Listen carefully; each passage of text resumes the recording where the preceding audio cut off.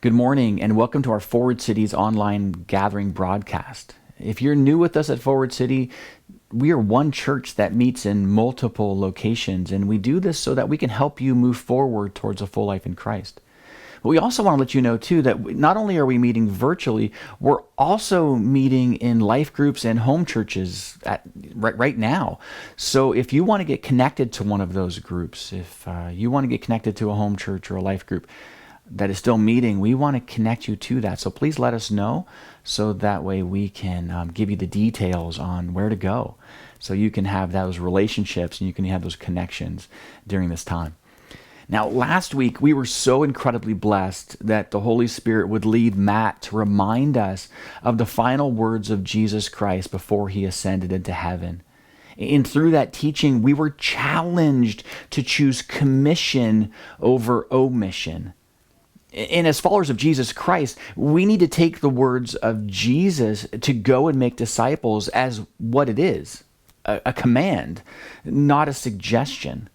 And the beautiful thing is, and you've seen this and I've seen this, that the beautiful thing is when we do what we are commanded to do by God in His power, we will see God do the things that only He can do.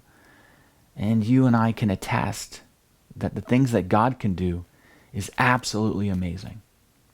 So today, I want to continue on with that teaching from last week from Matt, and I want to remind us how important it is for us to be on mission for Jesus, because our world needs peace.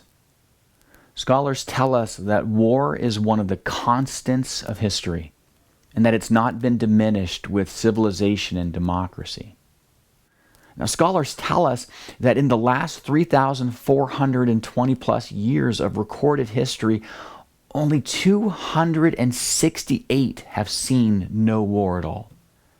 And because of all of these wars, we have a lot of solutions that we've come up with: United Nations, peacekeepers, humanitarian aid. And while we've seen progress, you and I know that nothing has really worked fully so far. Our world needs peace, but our society also needs peace. Generational poverty, racial tension, exploitation, crime, drugs, hurt. And we have solutions. We can vote in new governments. We can enact new legislation. We can have petitions, and we can do protests. There's even shaming and canceling. And we can appeal to the goodness of mankind. But while we see progress, nothing has really worked so far. Our world needs peace. Our society needs peace. And you and I know that our lives need peace. Broken marriages, abuse, pornography, fear, loneliness, bitterness, addictions, pride, and materialism. And we have some solutions to this. And we have Oprah. We have good books. We have counseling. We have divorce. We have willpower. We can just ignore it and hope it goes away. Or we can lean into it and just chase more and more and more. And while we've seen some progress, nothing's really worked so far. Now, I'm not saying that we shouldn't try to do all of these things. We should pass good legislation. We need to vote. We need good governments. We need to read good books. We need bodies to help with the conflict all around the world. We need to stand up for the marginalized. We need people creating ministries, starting nonprofits to help people. Absolutely. But what I am saying is that these in themselves, they're never going to bring lasting peace that we're searching for, that we're longing for, that we're praying for. Because we need to understand that the cause of conflict is not between nations or parties or even between families. The conflict isn't between me and you.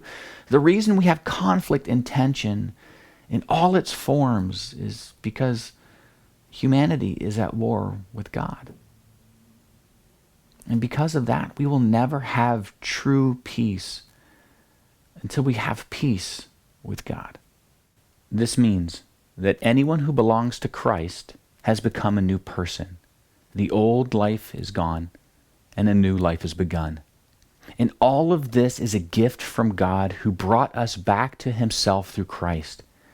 And God has given us the task of reconciling people to him. Reconciliation is a word that means to bring together that which is separated or at war.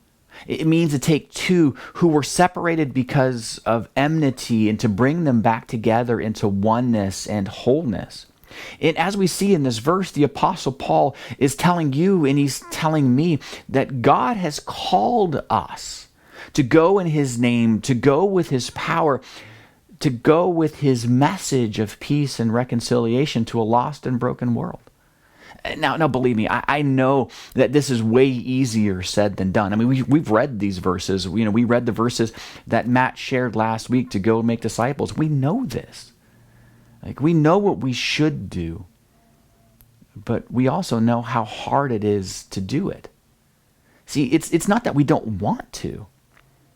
It's just that fear comes in. I mean, if you're honest, many of you don't do it. I often don't do it because of the fear of being sounding like an idiot. I mean, how many of you don't share God's word because you're afraid of what you're going to sound like if you're going to do it wrong, you're going to say it wrong? Believe me, you're not alone. I'm the same way. There are times I sit back and I think to myself, man, I don't know what to say, or maybe they're going to come with this question. I'm not going to have an answer. I'm afraid of sounding dumb. How do I start the conversation? And so in fear, we choose to not step out because we might sound like an idiot or do it wrong. For some of you, the fear is different. For some of you, the fear is the consequences or what's going to happen to you in that relationship or that friendship or that work situation if you do step out with the gospel. You're afraid of what it might cost you. And for most of us, for most of the people in the church, fear causes us to put aside God's mission. Now, believe me, I get it. I struggle with this as much or even more than some of you do. And so that's why today is so important. We need to be reminded that we need to choose stepping out over opting out. Because when you and I choose to not let fear hold us back and instead step out in faith with the gospel, lives aren't just changed, they're transformed. In 2010, I graduated from university and I moved back to Chatham, Ontario.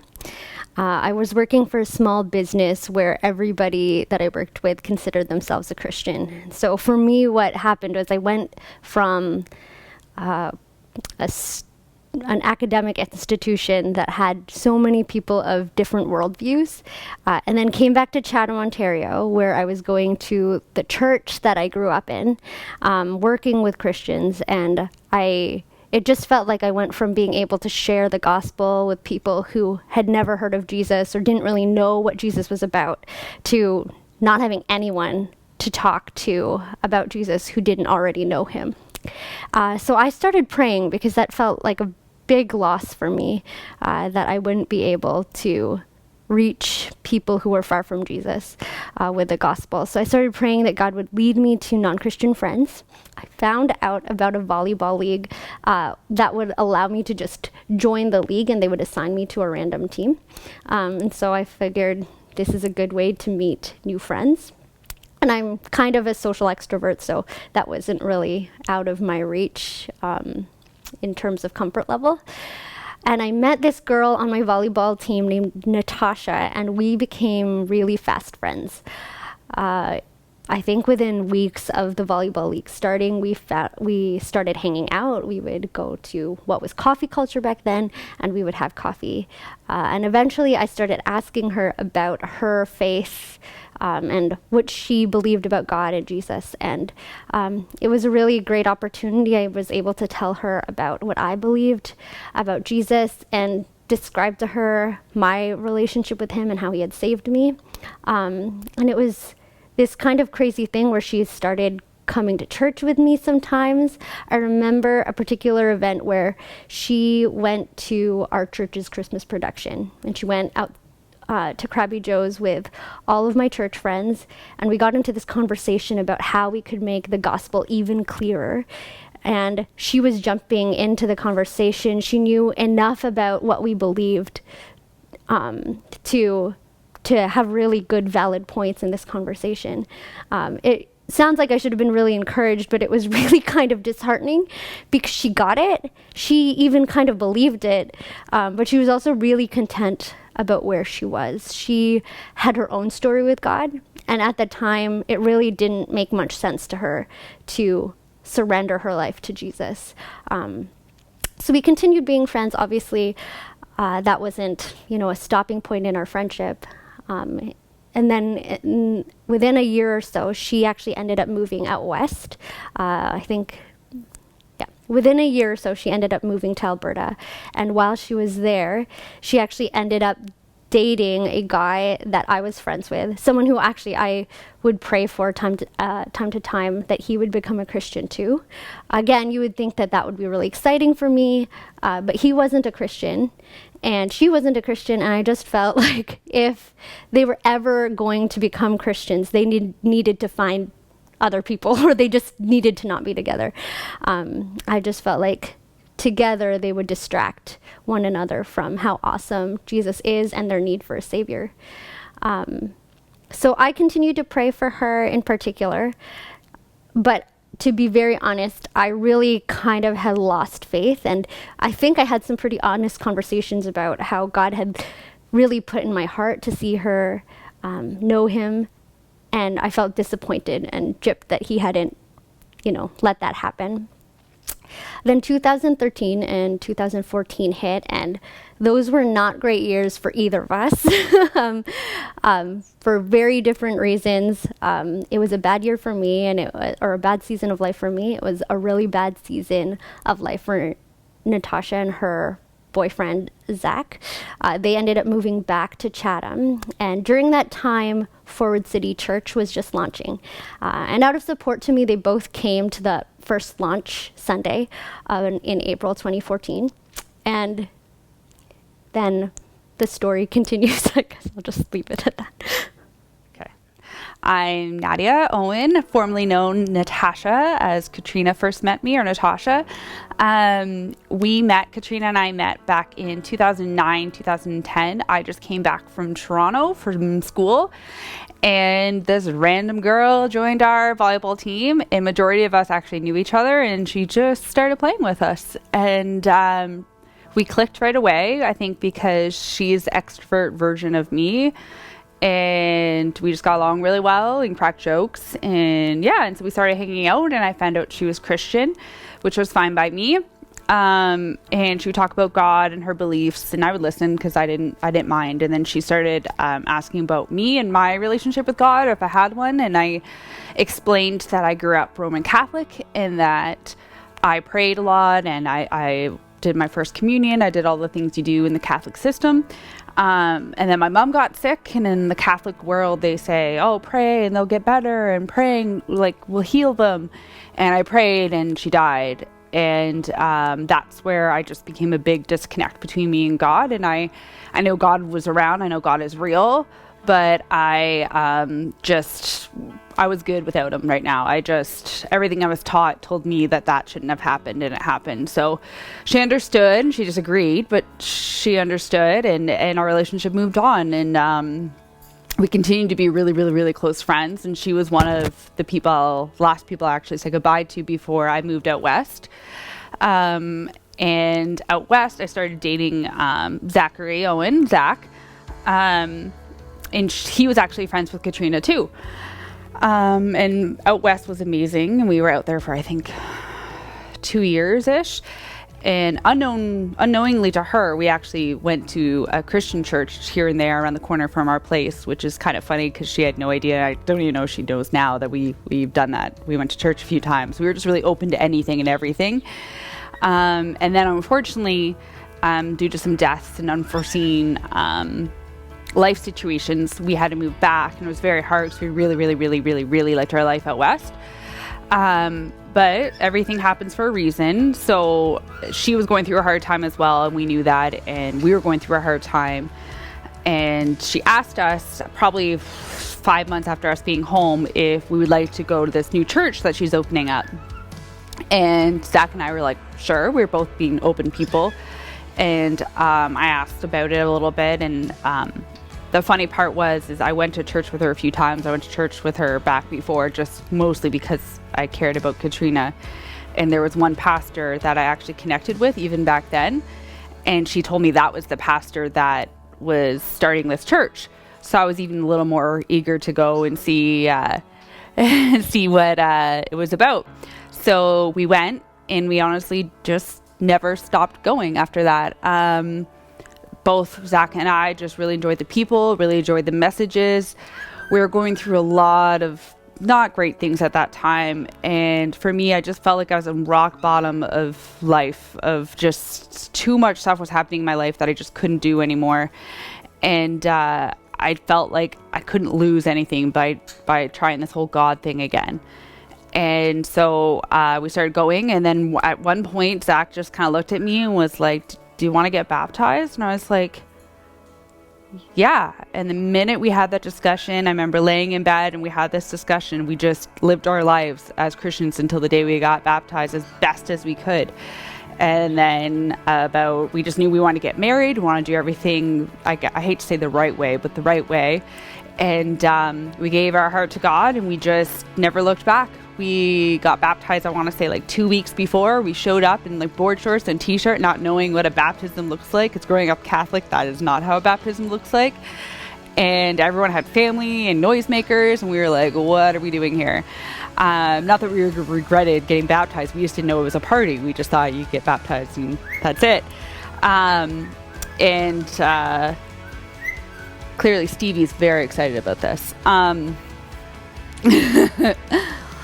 That's Stevie. So we got baptized, and 2 weeks later we tricked everyone we loved and we got married. And so I guess I'll save the rest for my testimony that Mark has asked me to do. But I guess to sum it up, it just hasn't always been easy loving God and being with God, but it's not supposed to be, because life is not perfect.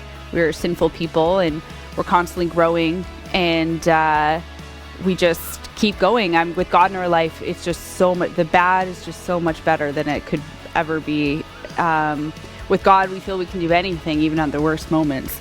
And it's just kind of funny how Katrina was praying for these sinful, unchristian people all these years and losing faith when God was working in us the whole time, unknowingly to her, because God doesn't tell us everything. Looking back at what God was doing for Zach and Nadia at the time, what stands out to me is that I had a vision for what I wanted for Zach and Nadia and how I was going to love them. And it frustrated me when they weren't choosing Jesus, even when they understood everything that I wanted them to know. It just made me upset that they weren't, or it didn't make me upset. It made me discouraged when they weren't choosing him. And yeah, looking back, I just see how perfect God's love is, that he allows us time and free will. They both had their own stories with God that had been unfolding for their whole lives. And he was drawing them to himself. He wasn't forcing them like I wanted to, in the back of my mind, force them to, make a choice. He was letting them see him for themselves, and he was patient in a way that I wasn't. And I think that is a beautiful picture of God's love for me, like as a wife and as a mother, to witness that God's love is not contingent on where you are at the moment. He sees the potential and he sees where he wants to bring you. So if people aren't where you want them to be now, just know that God loves them and is patient for them and is drawing them to himself. I love how God made this story happen. I love how he was pursuing Nadia so much. And even though Nadia wasn't pursuing him, he was coming after her with grace and love. Even through all of the hardships and the trials that she was going through, God was pursuing her. And at the same time, God was moving in Katrina, and he was challenging her, and he was convicting her, and he was saying, you need to go and share the gospel with who I bring to you. And then God brought them together. And Katrina faithfully shared God's word, and Nadia listened, and it was part of the journey of Nadia's transformation towards Jesus. So as you and I are challenged to be ministers of reconciliation, as we are challenged to step out over opting out, there's a couple of observations that I want to give to you about how to step out when God leads you. And the first is, it starts with prayer. We need to pray that God would open our eyes to the broken. We need to pray that God would open our hearts to those that are far from him.